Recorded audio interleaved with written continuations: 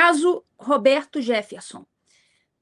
Deram uma multa impagável para o Bob Jeff pagar. Não sei se vocês viram essa pauta. Na semana passada, o Moraes votou para manter a multa de R$ 452 mil que foi imposta a Roberto Jefferson. O Flávio Dino acompanhou e o placar está 2-0. Os demais ministros têm até o dia 15 de junho. Vou botar aqui no palco. 15 de junho para votar no plenário virtual. O Roberto Jefferson ele foi condenado a 9 anos de prisão e ao pagamento dessa multa. Ele está em prisão domiciliar, com tornozeleira eletrônica, está proibido de usar redes sociais, né? Ele está com 82 anos, e essa decisão ela levanta problemas jurídicos seríssimos. Vamos a eles. O primeiro é o mais gritante. O Alexandre de Moraes foi relator do processo e votou para manter a pena. Só que um dos crimes pelos quais o Jefferson foi condenado é exatamente o de calúnia e contra o próprio Moraes. O Moraes era, ao mesmo tempo, vítima, relator e juiz. A lei é clara. O juiz está impedido de atuar no processo quando ele for parte interessada. O artigo 252 do Código de Processo Penal não deixa dúvida. Isso vale para qualquer juiz do país, pessoal. Menos, claro, ao que parece, aos ministros do STF. Está aqui, Código de Processo Penal. O juiz não poderá exercer jurisdição no processo em que ele próprio for parte ou diretamente interessado no feito. Está marcado lá embaixo. O segundo problema é o caráter confiscatório dessa multa. 452 mil é quase R$500 mil.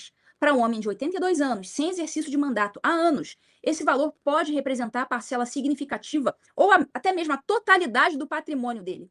O princípio da proporcionalidade, consagrado no direito constitucional brasileiro, proíbe que a pena produza efeitos destrutivos sobre o patrimônio do condenado, além do que é necessário e razoável.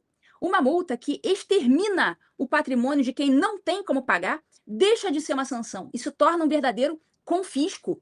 O próprio STF já reconheceu esse limite em outros julgamentos, mas é claro, o réu, nesses casos, não era inimigo declarado do STF. Né? O terceiro problema está no Código Penal. O artigo 60 exige que a pena de multa seja fixada de acordo com a situação econômica do réu. O tribunal, nesse caso, não fez esse exame. Não houve análise da capacidade financeira do Bob Jeff.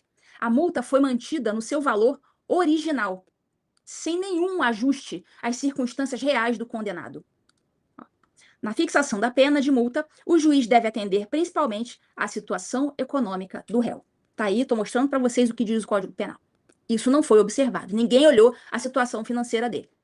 O quarto problema, e talvez o mais revelador sobre as intenções por trás dessa decisão, é a função real que essa multa passou a cumprir. A progressão de regime do Bob Jeff foi condicionada ao pagamento integral dos 452 mil. Se ele não pagar, não vai ter avanço no processo.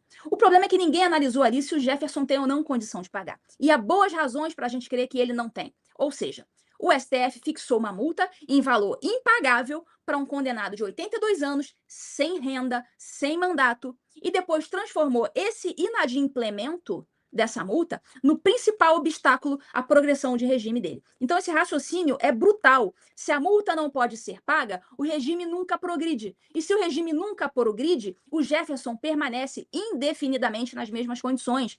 Não por força de uma decisão fundamentada sobre a periculosidade dele ou a necessidade de mantê-lo preso, mas pelo simples fato de ser pobre o suficiente para não conseguir quitar uma dívida que o próprio tribunal fixou sem olhar para a situação financeira dele. A multa deixou de ser pena, virou uma justificativa para manter o condenado nas mesmas condições. Então isso cria uma justiça de dois pesos. O réu rico paga e progride. O réu sem recursos fica parado no mesmo lugar. A Constituição garante tratamento igualitário perante a lei. Usar o inadimplemento de uma multa impagável como instrumento de contenção permanente, isso é inconstitucional e configura desvio de finalidade da pena. O quinto problema é a proporcionalidade. O Jefferson foi condenado por crimes cometidos por meio de palavras, declarações, postagens, discursos. 9 anos de prisão somados a quase R$500 mil em multa por expressões verbais colocam uma questão que qualquer jurista seria obrigado a responder. Onde termina a punição pelo crime e onde começa a punição pelo inimigo político? Não é mais crime que está sendo julgado, é um inimigo político. Concordam comigo? O sexto problema é uma contradição interna do próprio Moraes. Em janeiro desse ano, o Moraes extinguiu parte das penas do Bob Jeff, justamente as referentes aos crimes de calúnia e incitação ao crime. Mas ele manteve a multa no valor cheio, calculada originalmente sobre esses mesmos crimes. Não é possível extinguir a pena de um crime e manter ao mesmo tempo uma multa que deriva desse mesmo crime. É uma contradição lógica e jurídica. E há ainda um sétimo problema, talvez o mais grave de todos. Um dos crimes pelos quais o Jefferson foi condenado é o crime de homofobia. Esse crime não foi criado pelo Congresso Nacional. Ele foi criado por decisão judicial do STF em 2019, a famosa ADO 26. O problema é que a Constituição diz, com todas as letras, que somente a lei pode definir crime e pena. Isso se chama reserva legal. É o artigo 5º, inciso 39 da Constituição. O STF criou um crime sem lei do Congresso. Violou esse princípio e agora está aplicando uma multa que, em parte, deriva de uma condenação baseada nesse crime que constitucionalmente não deveria existir. É um absurdo. Ó. Constituição. Não há crime sem lei anterior que o defina. Mas o STF criou um crime sem lei. Resumindo, o relator era a vítima. A multa é confiscatória. Não houve análise da situação financeira do Bob Jeff. A multa foi fixada em valor impagável e está sendo usada como mecanismo para bloquear indefinidamente a progressão de regime. A pena é desproporcional ao tipo de conduta praticada. A multa, ela contradiz extinções feitas pelo mesmo ministro. E parte da condenação é baseada em crime criado sem lei. Então, a gente tem aqui, estou mostrando aqui no TV em Justiça, 7 argumentos jurídicos sólidos.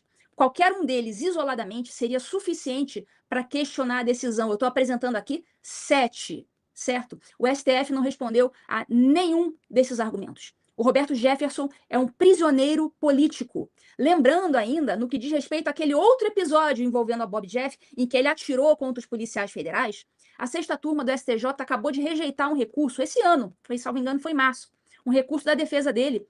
Ele estava tentando impedir que ele fosse a júri popular, só que ele perdeu. Então, assim, a qualquer momento, esse júri popular pode vir a ser marcado e o Bob Jeff vai ter que ser submetido a mais esse sofrimento. Pensou? O Bob Jeff sempre foi advogado de júri, fala muito bem, acostumado a falar em júri, e talvez seja aí submetido ele mesmo, como réu, ao tribunal do júri. Então vai ser mais um sofrimento que ele, já muito debilitado, ele vai ter que passar, provavelmente.